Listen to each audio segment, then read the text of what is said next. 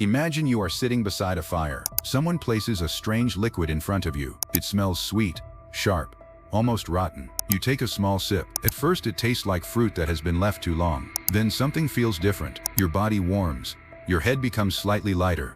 You have just tasted alcohol. But there is a problem with this scene. We have no idea who the first human was to experience it. Alcohol leaves surprisingly little evidence behind. A fermented drink can disappear within days, while the people who made it can disappear for thousands of years. And yet, archaeologists have found something much stranger. Around 13,000 years ago, humans were already deliberately making an alcoholic drink. Not farmers, not kings, not people living in cities, hunter-gatherers. At Raqefet Cave in present-day Israel, archaeologists found stone mortars containing plant residues consistent with the production of a fermented wheat or barley beverage. The evidence was associated with Natufian people and dates to roughly 13,000 years ago. So when did humans first taste alcohol? The answer may be much older than the first beer, because the first alcoholic drink may not have been invented at all. It may have happened by accident. And once you understand how easily nature can create alcohol, the question changes completely. You are no longer asking when humans invented drinking. You are asking when humans first noticed something that nature had already been making. The first accidental drink. Long before humans learned to grow wheat, nature was already running tiny chemical experiments. A piece of fruit falls from a tree. It gets bruised. Rainwater collects around it. Wild yeast lands on its surface. The sugars inside the fruit become food for those microorganisms, and fermentation begins. The process can produce ethanol, the same type of alcohol found in beer, wine and spirits today. You do not need a brewery. You do not need pottery. You do not even need agriculture.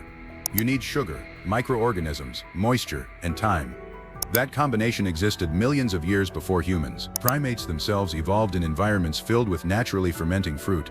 The smell of alcohol could have been a useful signal because fermentation often occurs in ripe, energy-rich fruit. So your ancient ancestors may not have needed to invent alcohol. They may simply have encountered it. A piece of fruit could sit on the forest floor for several days. The sugar would begin changing. The smell would become stronger. And eventually, a curious animal could eat it. There is no archaeological artifact proving that the first human did exactly this. That distinction matters. We can demonstrate that natural fermentation is ancient. We cannot point to a particular prehistoric person and say, this was the first human who drank alcohol. But there is another clue. Human attraction to alcohol may have deep biological roots. In 2004, researchers studying wild and captive animals reported that many mammals consume naturally fermented foods. Fermentation is not some strange invention of civilization. It is part of the natural environment, and humans evolved inside that environment. But there was still a huge difference between accidentally eating fermented fruit and deliberately producing an alcoholic drink. That required knowledge. Someone had to notice what happened. Someone had to repeat it. And eventually, someone had to make it on purpose. That's where the archaeological evidence becomes much more interesting. Around 13,000 years ago, a group of people known as the Natufians lived across parts of the eastern Mediterranean. They were not fully agricultural societies. They hunted animals. They gathered wild plants. They collected cereals such as wild wheat and barley. And at Raqefet Cave, near Mount Carmel, some of them were burying their dead. The cave was more than a shelter. It appears to have been a place where people gathered for rituals and feasts. Then archaeologists examined 3 stone mortars. Inside them were microscopic plant residues. The researchers found evidence involving wheat or barley, along with other plant materials. They also found traces consistent with malting and fermentation. In a 2018 study, archaeologist Li Lu and her colleagues argued that these mortars had been used to produce a wheat or barley-based beer. Their reconstruction suggests the drink may have been prepared for ritual feasting at the site. This changes the image of the first drinker. You might imagine the first alcohol as something primitive and accidental, but one of the oldest known examples looks surprisingly organized.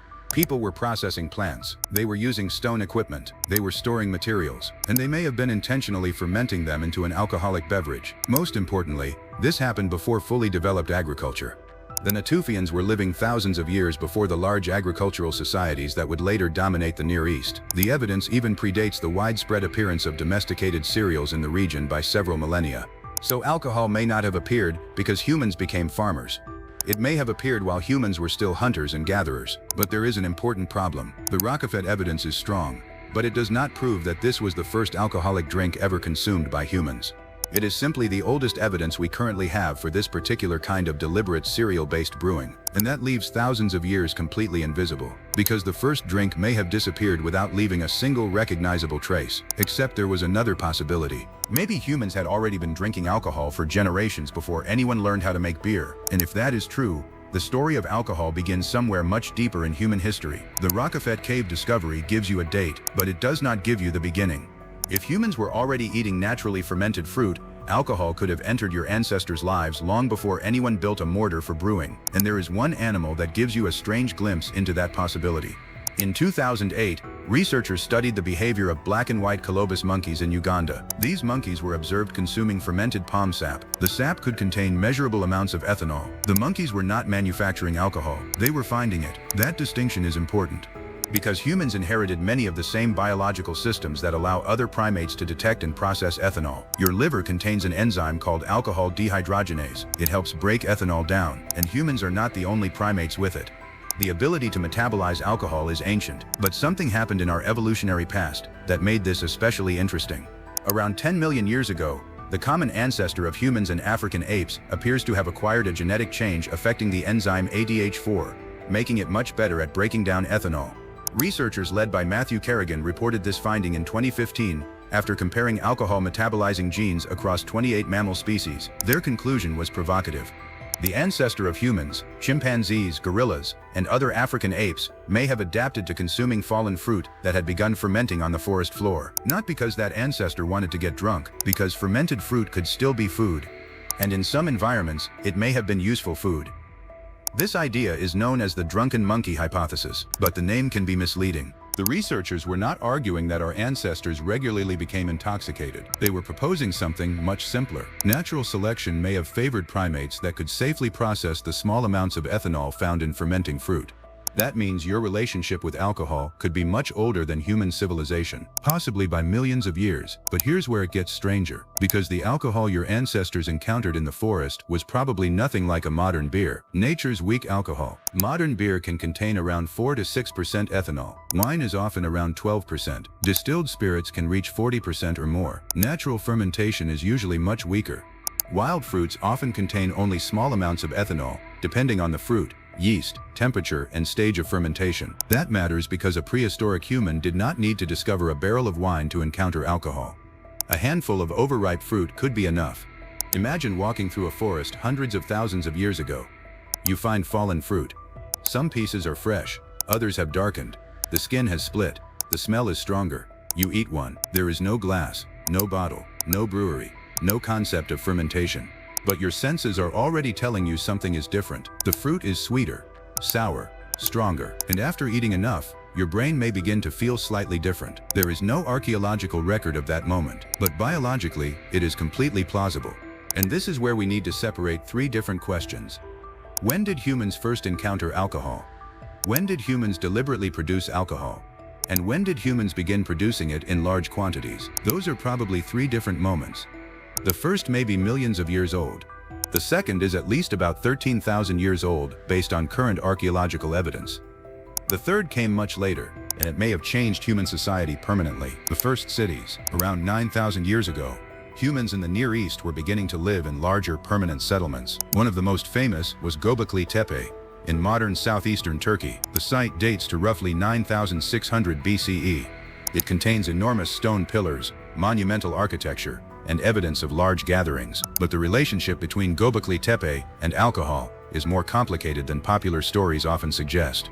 Stone vessels found at the site have been discussed as possible containers for fermented beverages, and researchers have identified evidence of cereal processing. But proving that those vessels contained alcoholic drinks is difficult. Organic liquids disappear, chemical traces can degrade, and residue analysis can sometimes produce competing interpretations. That is why Raqefet Cave remains so important. Its evidence comes from multiple lines of analysis rather than simply finding an ancient cup. But by the 7th millennium BCE, the archaeological evidence becomes much stronger. At sites across the ancient Near East, humans were processing cereals, storing them, and increasingly controlling the ingredients needed for fermentation. The technology was beginning to catch up with the biology. You already had the ability to consume alcohol. Now you had the ability to make it reliably. And once that happened, alcohol stopped being something you occasionally found in nature. It became something you could produce whenever you wanted. That's a profound change. Because fermentation does more than create alcohol. It can preserve calories. It can alter flavor. It can make stored grain into a drink. And it can create something people may have wanted for reasons that had little to do with intoxication. That brings us to one of the oldest civilizations on Earth. By around 3400 BCE, writing had appeared in southern Mesopotamia, and some of the earliest written records contain something very familiar: beer. Not as a mysterious discovery, not as an accident, as part of an organized society. And that's where the story becomes much bigger than a drink. By around 3400 BCE, writing had appeared in southern Mesopotamia, and some of the earliest written records contain something very familiar: beer. Not as a mysterious discovery, not as an accident, as part of an organized society. And that's where the story becomes much bigger than a drink. In ancient Mesopotamia, beer was not simply something people occasionally discovered after fruit fermented. It had become part of daily life. By the 3rd millennium BCE, written records from cities such as Uruk document the production and distribution of beer. Beer could be made from fermented grains, and different preparations produce different strengths and flavors. Some records even show beer being allocated as part of rations. That tells you something important. Alcohol was no longer an accident of nature. It had become technology. Humans were taking grain, water, microorganisms, time, and controlled conditions, and turning them into a predictable chemical process. But the oldest surviving evidence still does not tell you who first tasted alcohol. The first person is almost certainly lost to history. They left no name, no portrait, no written account, not even a cup that we can confidently say belonged to them. What you have instead is a trail. Around 10 million years ago, one branch of your primate ancestry developed a stronger ability to metabolize ethanol. Hundreds of thousands of years later, humans were living in environments where naturally fermented foods could occur. By roughly 13,000 years ago, people at Raqefet Cave were apparently processing cereals into a fermented beverage. And by the 4th millennium BCE, beer had become part of organized economies in Mesopotamia. The trail moves from biology to behavior, from behavior to technology, and finally, from technology to civilization. But there is one final problem. You still cannot say that the Natufians invented alcohol. You cannot say that Mesopotamians invented drinking. And you cannot say that one ancient person was the first human to taste it. The evidence simply does not reach that far back. What you can say is that alcohol existed long before anyone wrote down its name. It existed before cities, before kings, before writing, before agriculture had transformed human life, and perhaps before humans even understood what they were consuming. The first alcoholic drink may have been nothing more than a piece of fruit lying on the ground, a few wild yeasts, a little water, several warm days, and one curious human. If that happened, the first taste of alcohol was not an invention. It was an encounter. Nature had already been making ethanol for millions of years. Humans eventually learned how to control the process, but the chemical itself was already there. So when you ask when ancient humans first tasted alcohol, the most honest answer may be that you are asking the wrong kind of question. There may never have been a first drink in the way you imagine it. There may only have been the first person who noticed. And somewhere in the deep past, long before anyone could write a date, that person took a bite of something fermented. For a moment, the world felt different, and without knowing it, you had just taken one of the oldest chemical experiences in human history.